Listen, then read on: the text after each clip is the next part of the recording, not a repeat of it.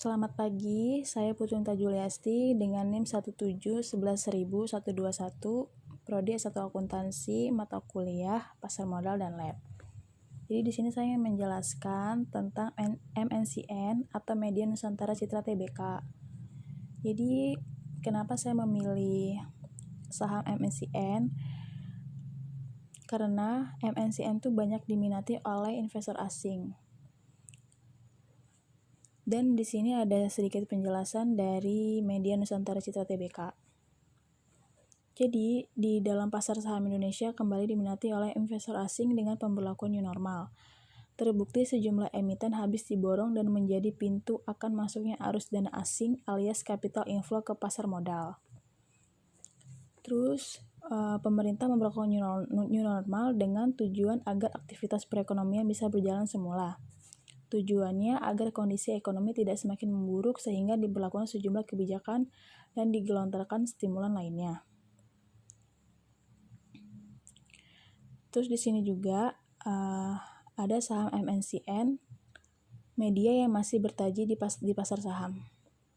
Di pasar modal Indonesia memang belum terlalu banyak memiliki saham media. Dari sedikit diantaranya, saham MNCN bisa dikatakan menjadi salah satu raksasa media dan kerap jadi pilihan investor.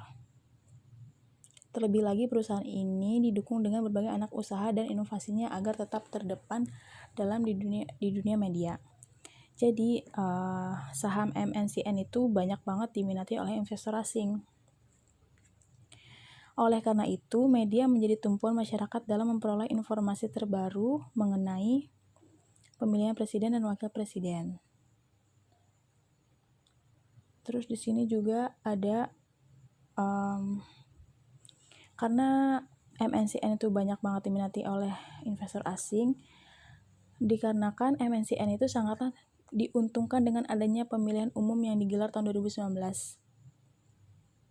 Nah, tetapi pada tahun 2019 itu MNCN itu menjadi naik turun, jadi nggak stabil gitu dia.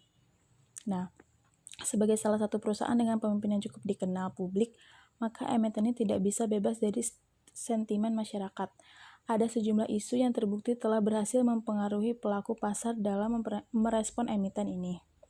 Selain pemilu dan berbagai manuvernya, banyak isu-isu lain yang dapat mempengaruhi saham MNCN ini.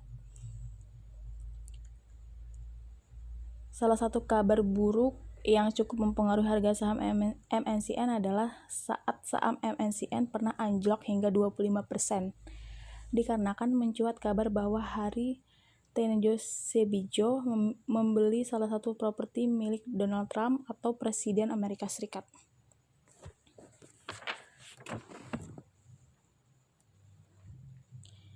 Jadi kayak gitu. Terus setelah 6 bulan pertama tahun 2019 berlangsung, saham MNCN ternyata tetap dapat menunjukkan kinerja yang cemerlang.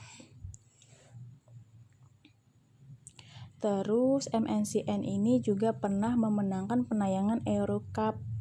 Setelah pembukaan dilakukan, kabar terbaru dari saham MNCN pun beragam. Harga perusahaan di bawah kinerja grup MNC tiba-tiba melesat jauh pada 5 September 2019 kemarin.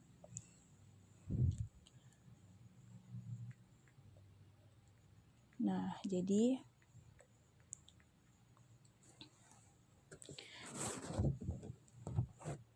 setelah pemberlakuan kabar terbaru dari saham MNCN itu jadi melesat lebih jauh, sudah lebih baik lagi pada tanggal 5 September 2019 kemarin. Dikarenakan bahwa kabar PT Media Nusantara Tbk ini telah berhasil memenangkan hak untuk menyiarkan penayangan Euro Cup yang akan digelar tahun 2020 mendatang. Nah, terus di sini juga ada bagan-bagan dari MNCN atau Media Nusantara Citra Tbk.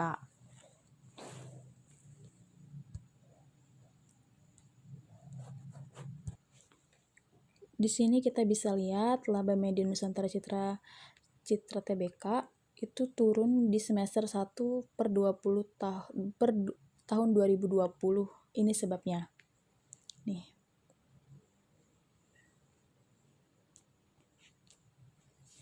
Jadi MNCN itu pernah mencetak pendapatan bersih sebesar 3,96 triliun sepanjang paruh pertama 2020. Berdasarkan laporan keuangannya per semester 1 atau tahun 2020 yang ada di Keterbukaan Informasi Bursa Efek Indonesia, realisasinya tersebut turun menjadi 6,70% dari periode yang sama tahun lalu yang sebesar 4,25 triliun. Jadi MNCN itu juga pernah mengalami penurunan. Penurunan tersebut diakibatkan pendapatan iklan non-digital atau iklan konvensional yang menjadi kontributor utama. Perseroan menyusut 13,51% secara tahun ke tahun menjadi 3,20 triliun. Jadi dia tuh nggak stabil. Terus begitu pula dengan pendapatan dari konten yang juga mengalami penurunan 10,34% dari 912 miliar menjadi 807 miliar. Namun di saat yang sama pendapatan iklan non-digital tercatat naik 25,85% dari 325 miliar menjadi 409 miliar.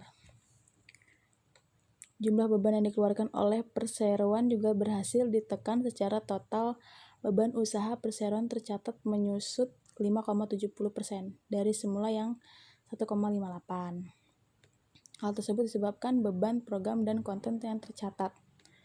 Sayangnya, penurunan beban tak mampu menutupi penurunan kinerja perseroan.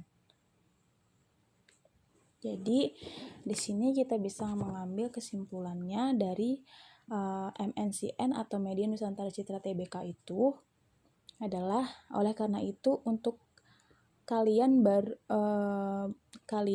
investor milenial sebaiknya harus tetap mengikuti informasi dan berita dari saham. Kenapa harus terus up to date? Agar kalian tahu kapan waktu yang tepat untuk membuat dan membeli saham yang kalian punya. Jadi kita harus pintar-pintar juga dan harus belajar juga saham mana yang cocok buat kita. Jadi tetap belajar lagi. Ya, jadi itu saham-sahamnya. Terus di sini ada reksadana juga. Di sini ada reksadana Manulife obligasi atau unggulan kelas A. Di sini saya mengambil dana pensiun. Jadi ada 3. Yang pertama itu ada Manulife obligasi unggulan kelas A. Terus yang kedua ada Manulife dana kelas 2. Terus ini juga ada. Jadi di sini udah dibeli dan udah dijual. Cuma belum dapat verifikasi dari bank kustodiannya. Jadi hanya bisa melampirkan ini.